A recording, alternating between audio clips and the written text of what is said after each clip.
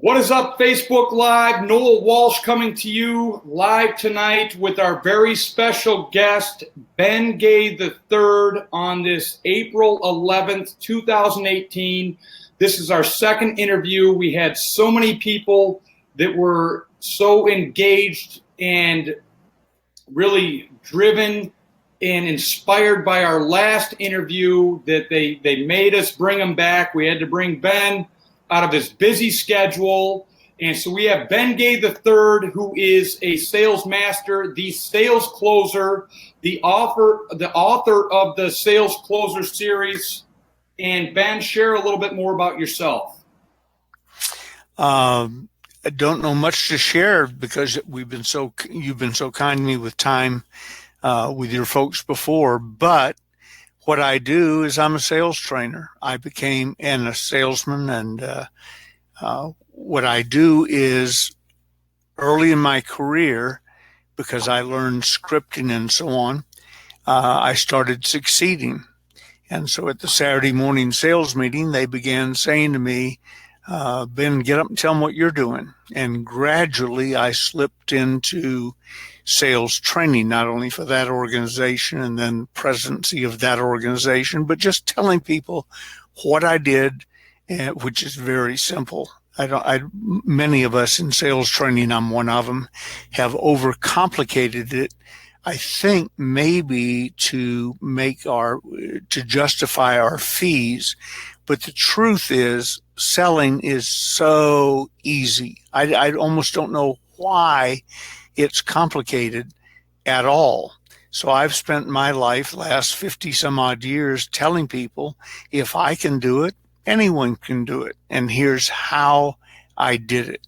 William Penn Patrick, the owner of the company I got my start in, Holiday Magic Cosmetics, used to threaten to put me in a glass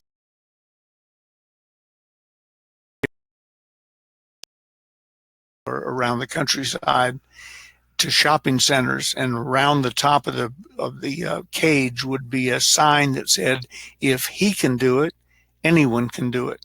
And it's literally true. I get so many comments about, well, Zig was this and you were that and Mandino was that and so on. I knew them all. They worked for me. They worked with me. I knew them behind the scenes. I knew the good, the bad, and the ugly. We're all just regular people, except for a few secrets. And those secrets are so simple and so doable by anybody unless they just resist doing them out of laziness or, frankly, ignorance. No, that's very true. And that's a great share, because you and I have probably we just spent 2 hours preparing for this call last Friday, and we probably spent 12 hours on the phone. And you've shared so much information with me, and I always tell people that it's not like rocket science that you're sharing, that I've got to go get a 12-year education to figure out what you were sharing with me. You were sharing things that maybe my mother, my grandmother, my father, my grandfather taught me, but you put them in a way that I understood and I saw the value in, and I saw how that created the relationships that build ongoing sales. And so thank you for sharing that. And yes, I think everybody is always hooked when they find out that you were Zig Ziglar's boss. And will you go into that just a moment, just because we all love Zig Ziglar, right? We see his videos on YouTube and this and that and his quotes, and we're like, man, that guy's inspiring. He's motivating. And will you go in? You went into this a little bit on our last interview, but will you go into that a little bit further? Because I think that is just such a nugget that will stick with people, to really let them know your background and where you come from and how you rose up the ranks. Well, September 15th, 1965, Zig and I, by coincidence, I didn't know him, both answered an ad in the Atlanta Journal-Constitution. The ad said, pardon my voice, by the way, I've got a little allergy thing going on with pollen. The ad said, if you know anything about marketing plans, want to make more money, dial this number. Well, I dialed the number. I'll cut through the rest of the story, but the gist of it was the person who answered the ad, after I began questioning him from a phone booth, where I was answering the ad, Bill Dempsey said, I'm Mr. Gay. I'm not the man answering a want ad from a phone booth. So if you want to talk to me, be standing in front of my office. We'd worked out where he was, where I was, and it was only a couple of blocks apart. Be standing in front of my desk the next 12 minutes and never call here again. And he hung up. So my running buddy and later business partner, James H. Rucker Jr., Jimmy Rucker, the greatest salesman I personally ever knew or worked with, raced down to his office, ran in up to the third floor, suite 300, and there was a young man sitting there. Wasn't all that young looking back, but he was, because he was 18 years older than I was, but he was still a young man. With curly hair sitting there, and I shook hands with the receptionist and checked in, and I turned around, there he was, and I said, "Hi, my name's Ben Gay." Well, he started laughing. I'm sort of used to that. And when he finished his little silly giggling, I said, "Well, what's your name?" And he said, "Zig Ziglar." And I said, "You're laughing at my name, Ben Gay, and your name is Zig Ziglar?" Well, it turned out we had both answered what we thought was a employment ad, a want ad. It turned out it was an ad for an opportunity meeting, an MLM opportunity meeting. So we went into the office, and a gentleman named Bill Dempsey held the little meeting, put up his little charts and graphs and so on. And there were three of us there, Zig, Jimmy Rucker, and me, and we listened to it. And then we joined the business, $91.42 each to get in, get a little box of cosmetics and start selling, and which turned out it enabled us to figure out that wasn't where the money was. So then we had to put up more money and so on. But that's where we started, $91.42. 2 years later, although Zig was 18 years older and was a wonderful speaker and salesperson and far more advanced than I was, I dug in, learned the scripts, learned how to, work hard, come early, stay late, go to all the meetings and so on. And a little over 2 years later, I was president of the company. I won a national sales contest where the first prize was a mystery contest. Second one was a Rolls Royce. Third was a Lincoln Continental, and so on. So anyway, I won. I didn't know what I'd won, but I'd won. It turned out it was the presidency of the company. And I said to William Penpatrick, the owner of the business, "Why didn't you say what it was?" He said, "Because if someone I didn't like won the contest, I would have changed it. But I'd like you," and we'd already done some work together. He said, "I like you, so that's the prize, presidency of the company." Second was Rolls, so and so. And so that's how I met Zig. And then in those early days back in Atlanta and throughout the Southeast, but in Atlanta, Zig used to do a series of talks called Biscuits, Fleas, and Pump Handles. Biscuits was, I won't bore you with the story, but biscuits were a maid, when some biscuits got cooked really flat, didn't rise. This maid said to Zig, "Well, Mr. Zig, they got cooked in the squat, but they never rose," or something like that. Well, anyways, that became one of Zig's catch stories, that most people get cooked in the squat. Pump handles, and then fleas. That's where you put fleas in a jar. You can train them to be in a flea circus because you don't let them jump out of the jar because there's a lid on it. Well, rather quickly, you can take the lid off. They still won't jump out of it because they've been conditioned to believe that's all they can do. And that was another great story he told.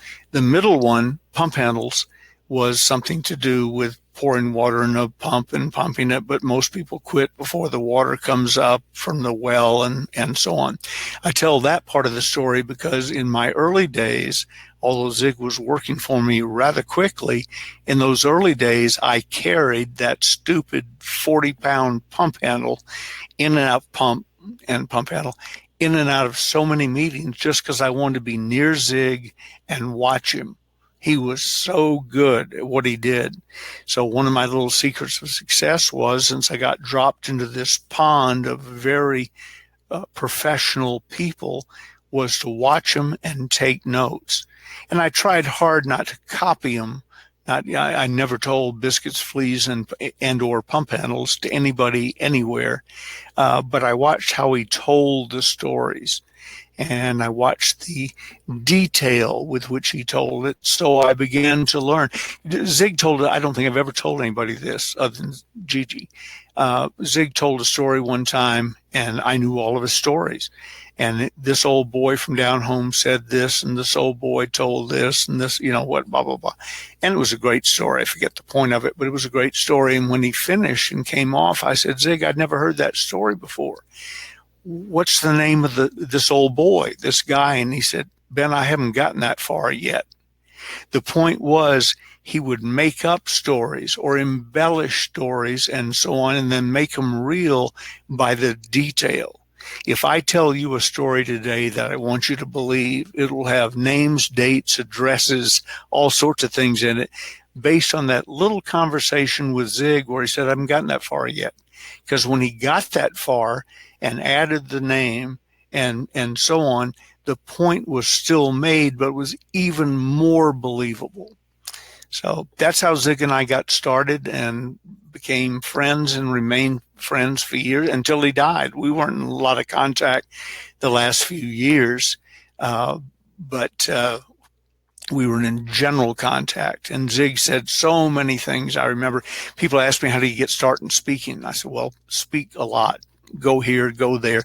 I've given 5,000 plus paid speaking engagements or presentations, but what I don't talk about much is the 200 or 300 I gave for free before that.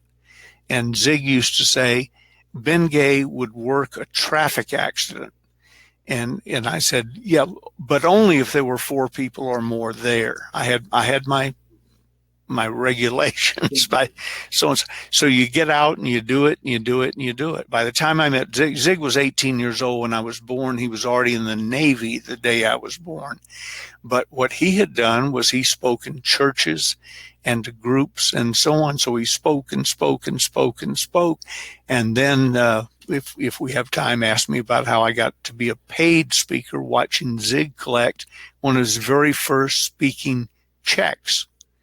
And so I learned a whole lot from him. But I beat him in a sales contest. Like to leave that on the table. Absolutely. And that's how you became president of the company. And how old were you when you became president again? Let's see. I joined that business when I was 23.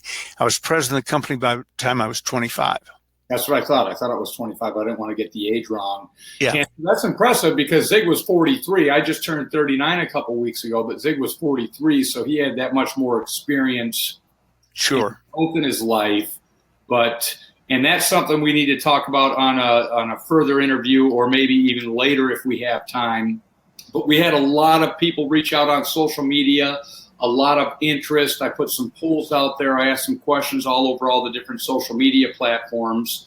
And so the first question, because everybody loves the content, the first question I want to ask you tonight, the highest rated question, 27% of the votes, was, what aren't salespeople doing right in your eyes today?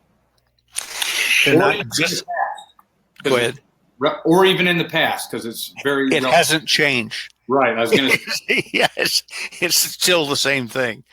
One, they don't sell products they believe in. Many of the questions I get are, how do I sell this? How do I sell that? And what they're trying to say is, since I'm selling a piece of crap, how do I sell it more effectively? And I don't know I do know the answer to it, but I wouldn't share it with them. Because that's not what I do. What I do is sell quality products that are competitively priced to qualified people. So the answer to your original question is, they are undisciplined.